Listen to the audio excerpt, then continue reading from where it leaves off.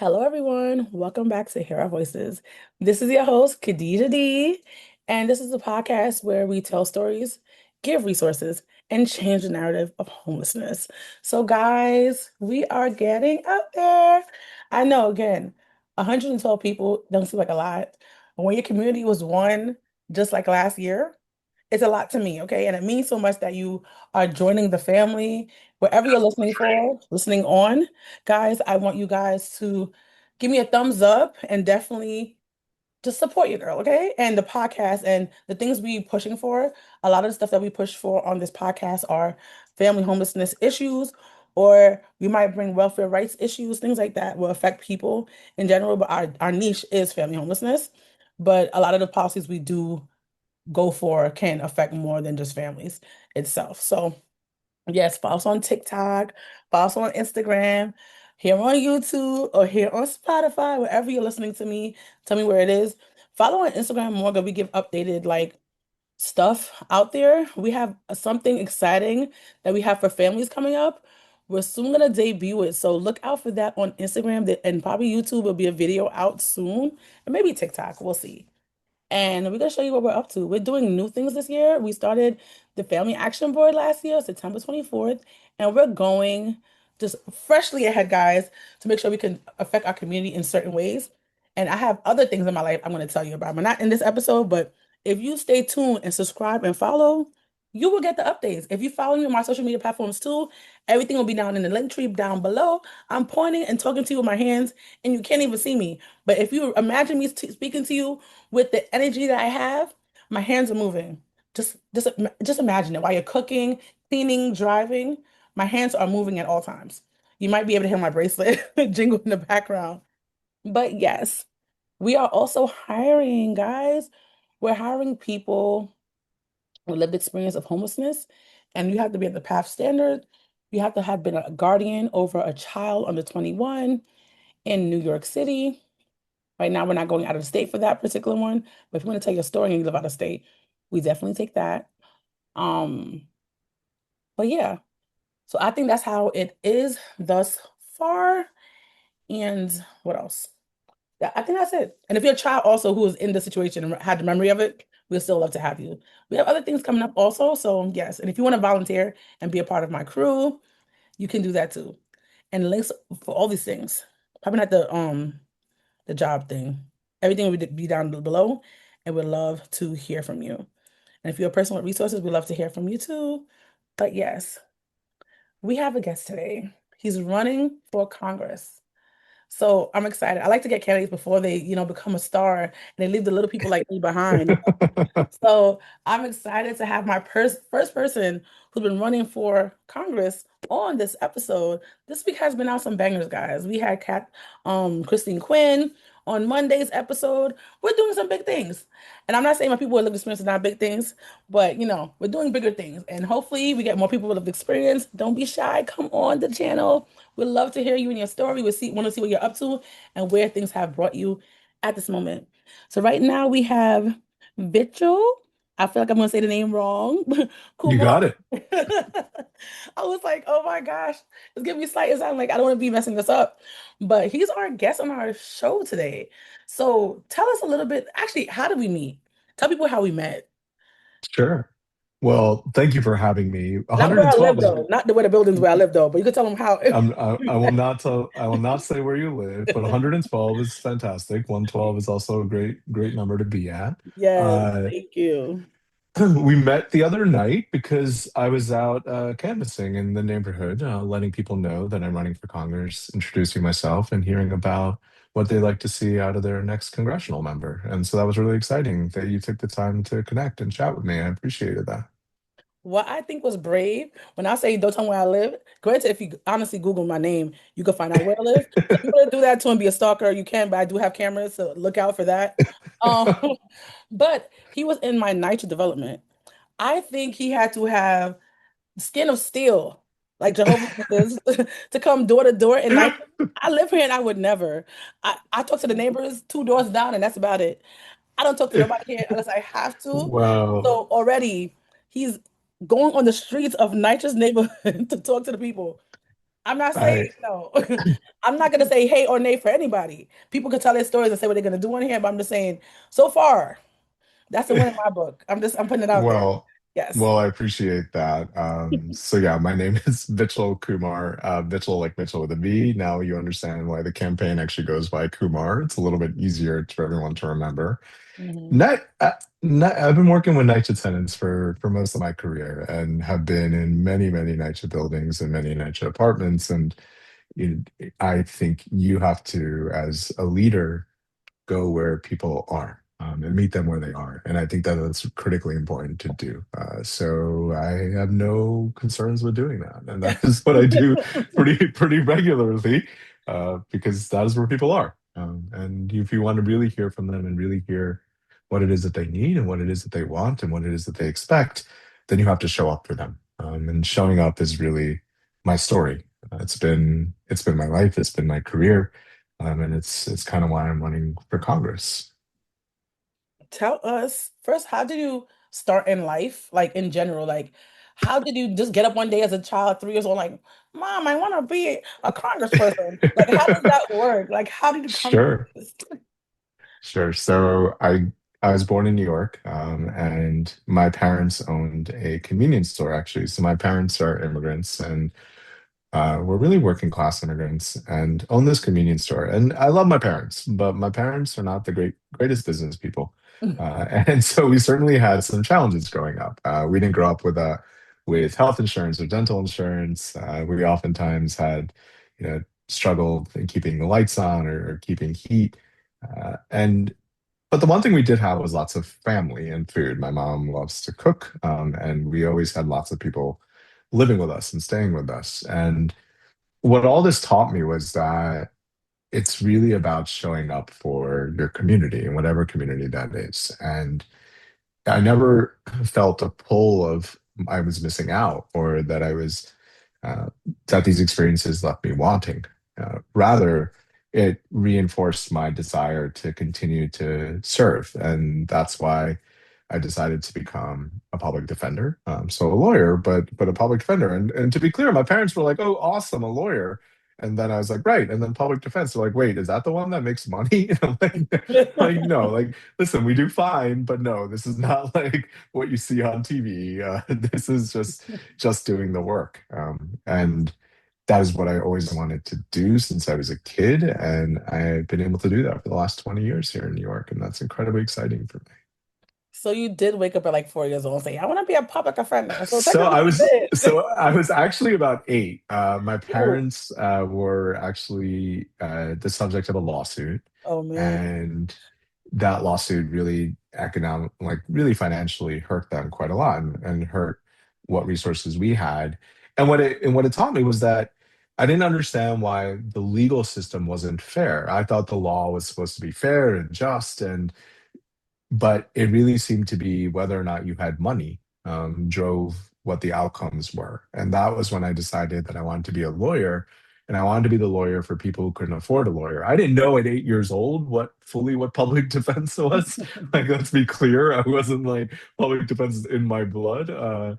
But I did know that that was the type of law I wanted to practice. And I was fortunate to learn about public defense and find myself in there as a professional. And to be clear, like I think when people think of public defense, they rightfully think of representing people that have been charged of crimes. But Right. what I got to do was something a little bit different. And I certainly did a little bit of criminal defense. But I was privileged enough to be able to have more flexibility in my career. And so I started doing eviction prevention, so lots of housing work. I did immigration defense, so lots of immigration work.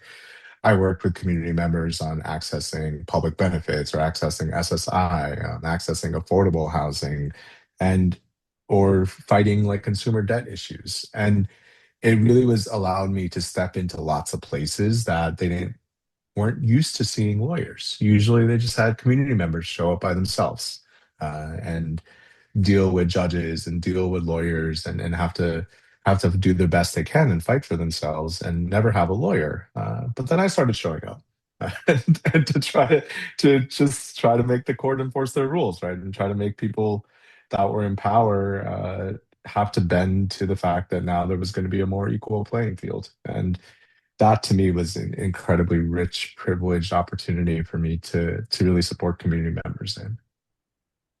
Okay. So your origin story, when you trying to be a good person, that's what it sounds like to me. You always start from somewhere.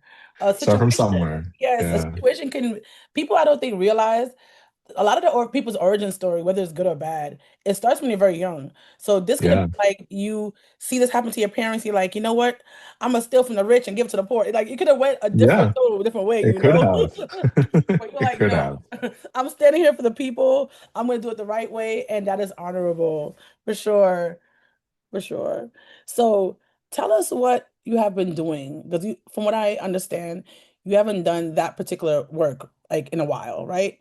But what Yeah. have you been doing in the past, like say 2 to 3 years in New York City? What makes you think that you're ready to get in this position of being a congressperson? Yeah.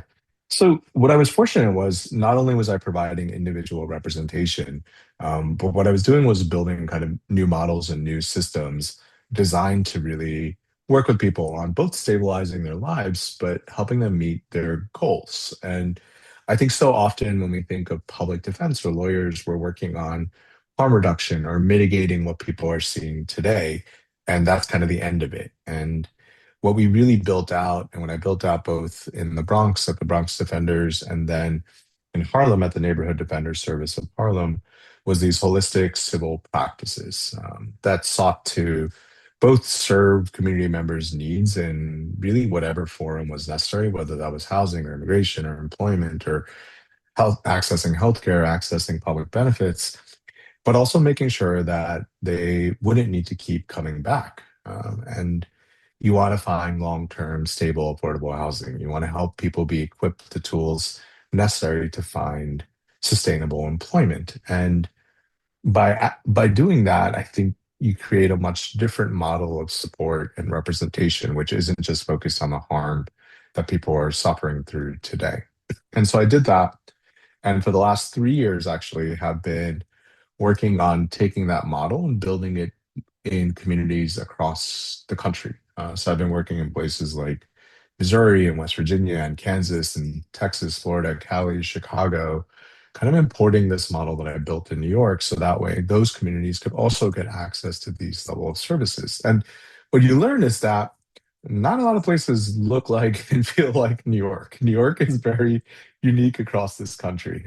I'm traveled to some really rural places and some really conservative places, not like New York at all, but was still able to kind of successfully work with local providers and local elected officials and implement this model. And that to me was really exciting because even those communities deserve that type of services, that type of attention, and to be able to support those that are on the ground doing the work and implementing it just meant that more communities across the country were not going to be able to get access to these resources and services. That's true. It's not like you have been very busy in the past couple of years. Yeah, a lot of some amount of travel, yes. That sounds fun. Definitely New York City is a different beast compared to other places. Think people think like, you come here and you just make it big and they don't understand how hard it is to survive in New York City. And people like Right. make fun of us like we hustle a lot. We were fast paced. I don't think people realize how time is, I feel like different than other places. Like time itself feels different in New York. When I travel outside of New York City, I mean, going to Florida. I don't even out the country. Florida, LA. I went to LA for the first time last month. Exciting. Um, and how different it really is. Like when I go to Florida, it feels like one day in Florida feels like a week to me. In New York City, one day for like a couple of months, especially now with the governmental stuff, that new policy. I'm like, oh my gosh, I've been here forever. When are we gonna move from this point? I don't get it. So it's a lot. It's definitely a different beast, and we have to survive here. Everything's expensive. You're trying to stay alive. Especially if you're in the subway, we're like, oh my gosh, it's always something happening. It's out of control. To be I agree. New York is a different pace and a different feel. And I'll say whenever, even whenever I leave New York, and while I like experiencing different places, there is this comfort, especially when I'm flying. There's this comfort when we're about to land, and I see the skyline again of like, ah, I'm home. That comes from every single time I come back. So it's New York is just it's New York. What else is there to say? It's true. That's one thing I tell people. I like, I want everybody else to move out. Not like COVID move out, because when COVID outside, it looked creepy. But New York City, it looked so creepy when I went outside, like downtown Brooklyn. When I went to what other places did I go? Like I feel like a Flatbush and all those areas. COVID time, it looks scary because those places are usually very crowded. So to see like Mhm. nobody on the street, like Armageddon, zombie, it remind me of like a zombie movie where you have to kind of Right? duck and I dodge remember because there's that. nobody on the Yeah. street. And it's like, Yeah. I don't want it to be that way, but some of y'all have to leave. I'm sorry. Some of y'all have to go. So the rent can go down. The transplants have to Okay. go. I, I'm Sorry. not I'm not going to advocate for anyone to leave. I'm going to rather suggest that we build more The housing housing. so that way rents can go down that way. No, because our schools are overcrowded for our children. So that's happening. It's a lot. I'm sorry. I'm gonna advocate for y'all to leave. And not everybody, just some of you. It's just a lot of people here. It really is. I never knew how crowded New York was until I moved to Brooklyn. Because where I grew up in Queens is like all I saw was houses. So I feel like when you live in houses, you don't see that much people. But when you live by Where buildings, oh my gosh.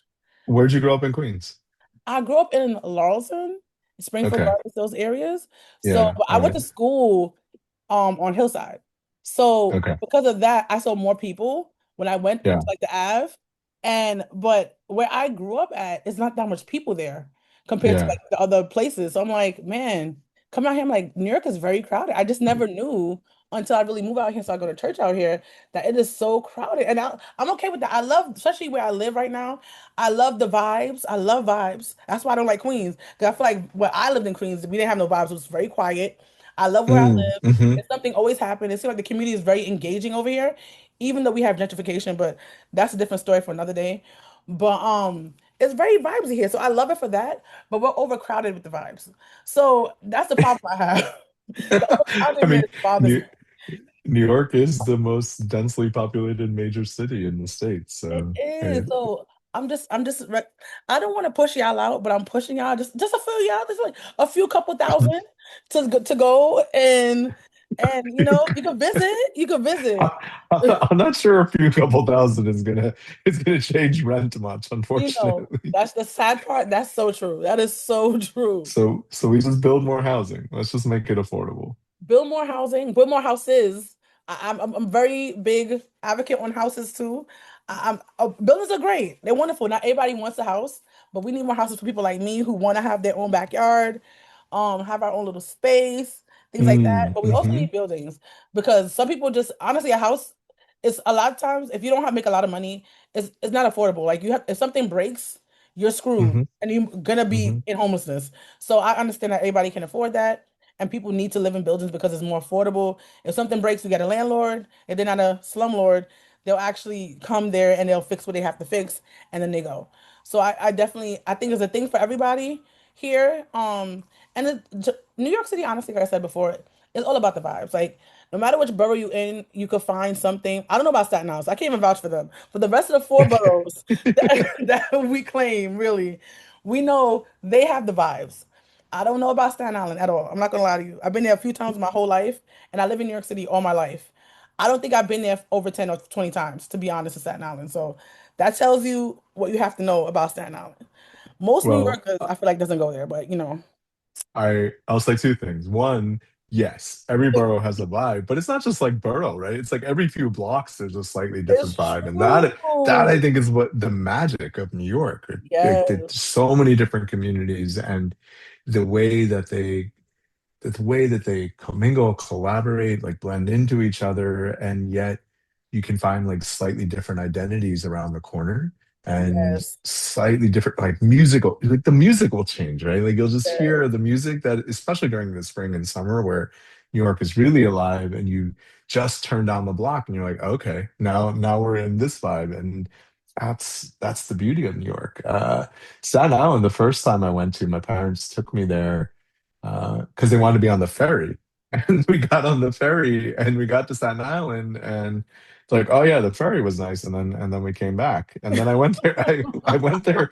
I've also been to court out in Staten Island because when I was representing community members, I went to wherever they needed support, and so have been to courts in all five boroughs, and I've been out in Staten Island to go to court as well. So got some Staten Island memories there. Okay. I'm gonna give us a last New York memory. When I think of New York City trains, I know it's dirty.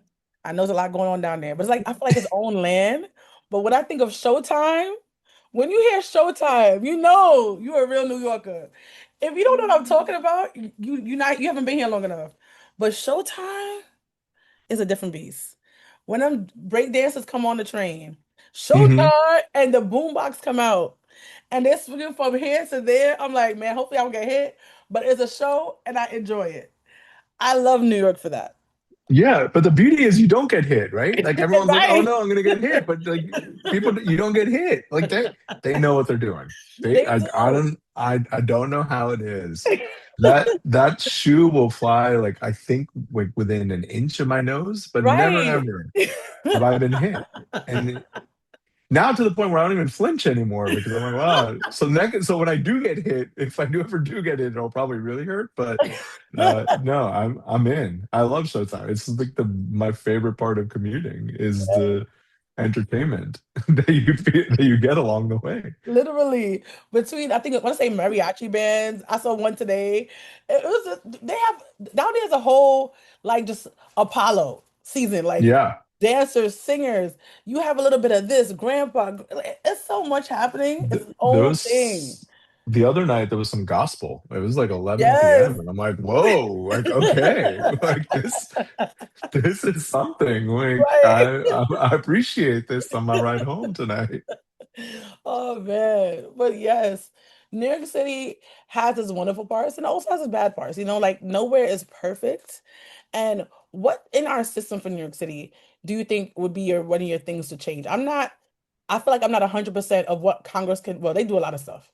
So, but Yeah. what one or two items that you think you would like to work on first to change what's happening right now in time?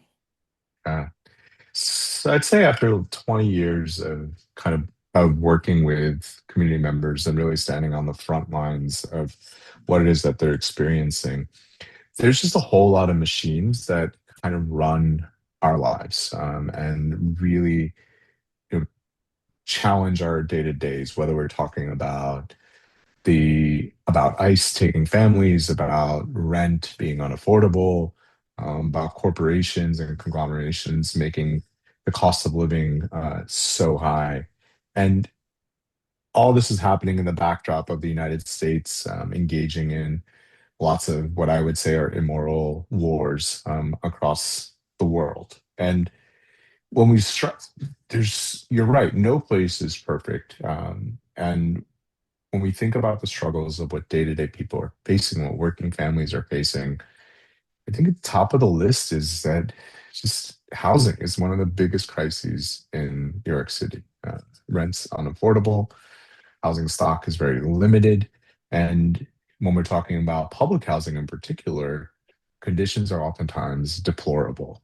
And we have to start with thinking about the ways that Congress can support New York in building and creating more housing. And I think first off, like for those of you that are familiar with Section 8, Section 8 is a federally subsidized program that is available in almost every community across the country, which allows people to receive a rental subsidy that they can utilize to rent their own private apartments. And I've worked in places across the country. New York City is the only place that has a wait list for Section 8 in order to even get it. But on top of that, it's not just a wait list. The wait list has actually only been open for a few weeks in the last 20 years. Right. So it's a program that is designed to support individuals to be able to find long-term affordable housing. And yet, New York, the biggest city, and I would say the most important city in the country, doesn't have the resources to give it out to people because the federal government hasn't funded it fully. And that's where we start, right? We right off the bat, like let's not even get into can we build more affordable housing and all that. Like let's just fund Section 8. that we can immediately make that available and give people the opportunity to apply for it and start helping them access apartments. And then we need to get back in the business of letting the city build housing. The city is, because of this amendment called the Fair Cloth Amendment, the city is unable to build affordable housing. And if we overturn that, then we can drive resources to the city to get back in the business of being able to create more affordable housing. And I think just starting with those two things can help us start chipping away at this massive problem. No one fix is going to change it, but let's start somewhere because the need is right now, and we need that level of urgency in Congress to fix it instead of just debating about it. Yes. Another plus with Section 8, I know people sometimes, a lot of people don't like Section 8, but I feel like it's one Mhm. of the better vouchers, but um, Sure. you can buy a house with it after a while. People don't know that. It might not work as much in New York City. It might work, Mhm. it works more Yeah. in other places where have like cheaper Yeah. houses. So don't get hyped like, oh my God, I could buy a house in New York. Probably not. But you are able to, and maybe that's something else you could work on. Like Section 8 is great, but what are we going to change about it? Are we going to change the income limit for certain things for people to get it? And also if we could change I guess the amount that people the size of the family plus the amount for those things. So I think there's some things like we say we want these things, but some of these things also have to be upgraded on the things that we are Mhm. working on. Like example, welfare. Welfare for cash assistance hasn't changed in a while. And Right. but the money and for food and everything else and deodorant and toothpaste has went up. So it's like something is a disconnect here, and people already can't afford those simple things that they need to survive and make sure they can smell good. Especially in New York City, summertime and funk does not go together, but it happens. So if they can't buy deodorant, what's going on? That's So that's just part of the beauty of New York. And you're right, Section 8 is also portable. So yes, if you live in New York and have Section 8 and you want to move somewhere else in the country that also has Section 8, you're allowed to transfer your voucher. So it does have a lot of benefits. Look, like no program is perfect, right. but when we have a program that's sitting in front of us that we can make more readily available to people, if we just fund it, let's just fund it. Right? Like, why don't we focus our priorities on making that happen? And I think it's oftentimes because decision makers and aren't don't know about it or don't care. And I don't know which one of the two it is. But I know from my work over the last 20 years, it's a program that has really benefited far more people than it has negatively impacted. So let's make it available right now. I think that's definitely true. And the reason why I say the income for people who are on it, because granted, this podcast is for families, but I feel like anybody who wants to be able to afford housing should be able to get vouchers in general. Is because Mhm. a lot of times when they do these like example city FEPs, you have to be a certain income bracket to get it. And people like, if you're poor, you should get these things, which is I'm advocating for it. That's the thing I advocate for. But also it's like if you're poor, you get help. If you're rich, you don't need the help. People in the middle are like stuck. It's like you have to either stop working somewhere Yeah. to get something or have to almost rob, cheat, and steal to get ahead to be a rich person. It's like it's nothing Yeah. people in the middle. You make too much to get the benefit and too little to actually be able to afford to live. Right. So I think for especially programs like this, it needs to have the income limits up so that granted it's going to cost more, but if you think about it, people are happy and healthy in their homes. They are in society more and they're going to spend more stuff on people love to spend. So they're going to spend on other stuff instead of struggling. The money's going to come back to you, government. I promise. They're going to pay their rent, they're going to pay water bill, they're going to pay all these other stuff if they just had help in other ways. Um, I feel like also I don't have the numbers for these. I could be totally lying. But I feel like when people are okay and they're doing better and taking care of, they don't I feel like the crime rate goes down. I feel like when people are okay, they don't have a reason to steal, to hurt anybody. That's what I think. I could be lying. I don't have facts on this, guys. But in my heart of hearts, I feel like when people have their basic needs met, and some other things, of course, they tend to be they tend to be more chill. I honestly feel so like I don't know. It's a lot going Yes, on. statistically, having access to long-term stable housing reduces your likelihood of interaction with the criminal legal system by about 75%. See? And The lawyer has the answers. Yes. it's not that's not even the lawyer part. It's the part that none of this should be surprising, right? That if you Right. have access to stable housing, then you are more likely to be able to access a stable long-term job, right? Because Right. for people and so many people that I've worked with had to go through this are living in New York City's shelter system. And they would have an opportunity for a job interview or would have a regular job. And I'd be like, well, how's it going? And like, Bitchel, it's really hard when I'm in the shelter system and I don't always have access to like private bathrooms and be able to, I don't have a schedule that allows me to get ready on time because it's really challenging to navigate that place. And then I got moved from one shelter to the other and they sent me mail, but I hadn't updated my address. And so then I didn't get the mail. And like, this is what people are constantly struggling through. And so you can imagine how that instability is going to negatively impact so many other things in your life. Like housing is the single best um, indicator of health outcomes as well. And if you have stable housing, you're going to be a healthier person. So it almost always starts with housing. And until we create opportunities for people to access long term, stable, affordable housing, there's going to be a struggle in some other areas of their lives. This is the work that I've done in recognizing that we can't talk one thing without talking about the other. And they all go together, but it oftentimes starts with housing. Yes, a lot of times with homelessness, people don't think about housing and like if people were just having housing, they wouldn't be homeless. So why does it always seem like it's a separate thing and it doesn't go together when it absolutely do go together? Hmm. And prevention would be the best way. And I know homelessness is definitely a business, like a lot of things are, but people shouldn't be so happy just to take the money from the government to fund these shelters.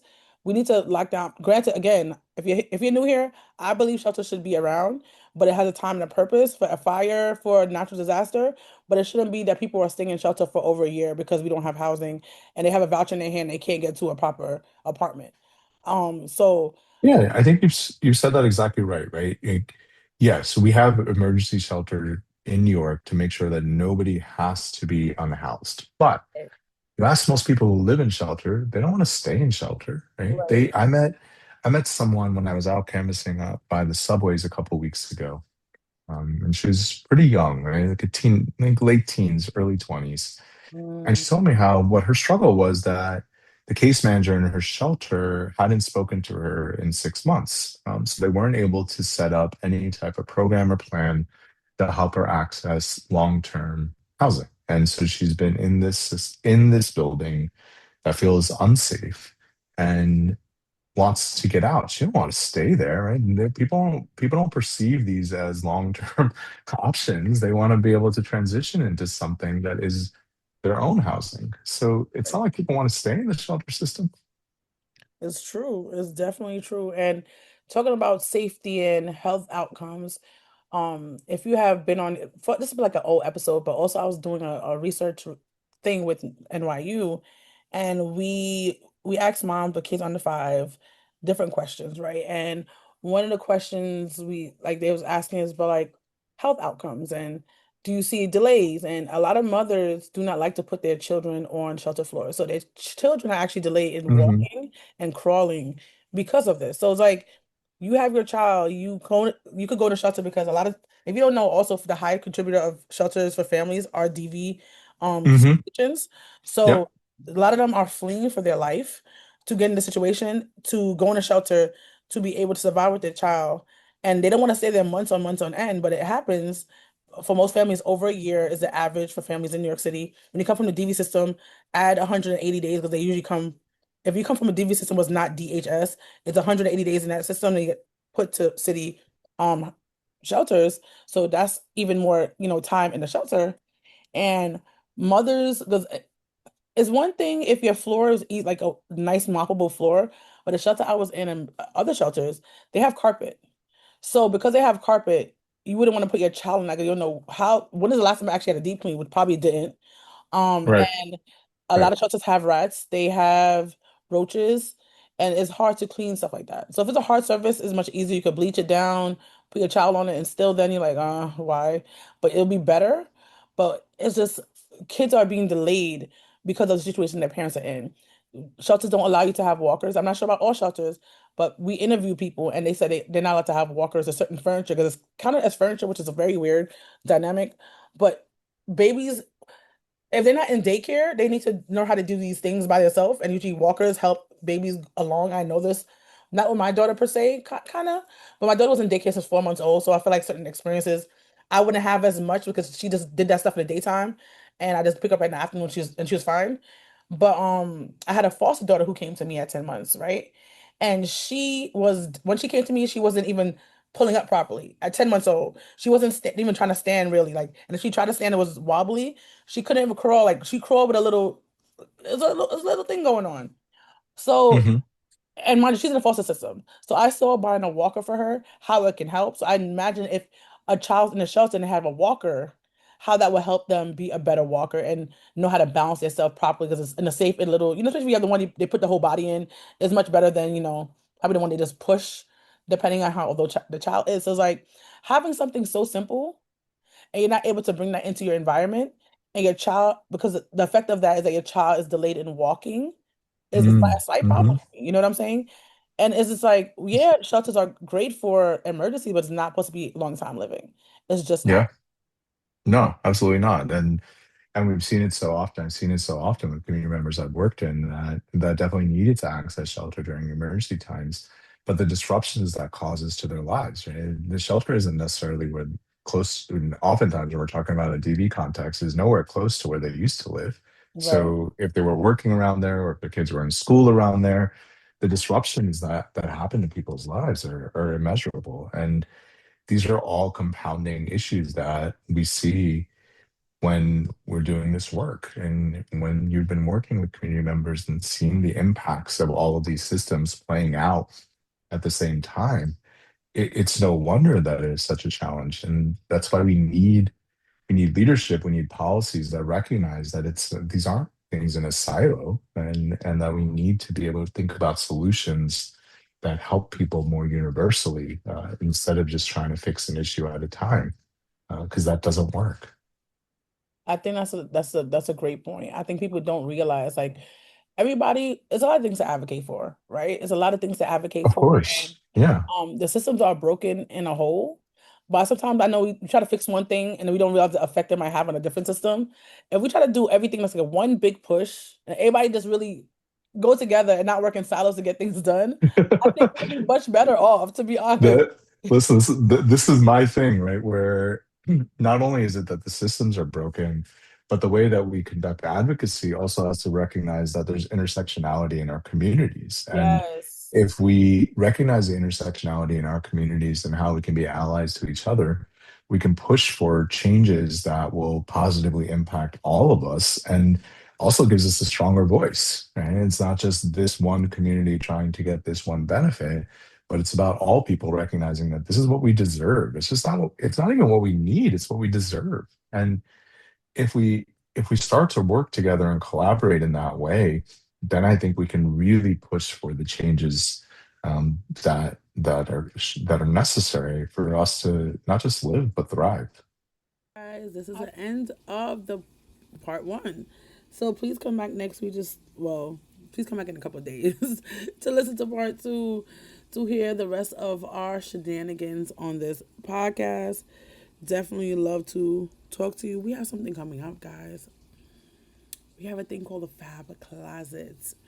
It is basically a closet of stuff for families. So if you know anyone who would like to be a part, who to get some supplies from this Fab Closet, definitely shout out. We have Pampers, we're gonna have wipes, clothes, clothes for adults, clothes for kids, things like that. And we're soon gonna have furniture, so that'll be another upgrade that we're gonna be doing. If you're a person who have old furniture, like you're upgrading your house, and you feel like, oh, I don't need this anymore, and they're in good condition, definitely hit us up and we'll come and get it. Also, if you have any lightly used clothes, we'll definitely have that too. Thank you. Bye.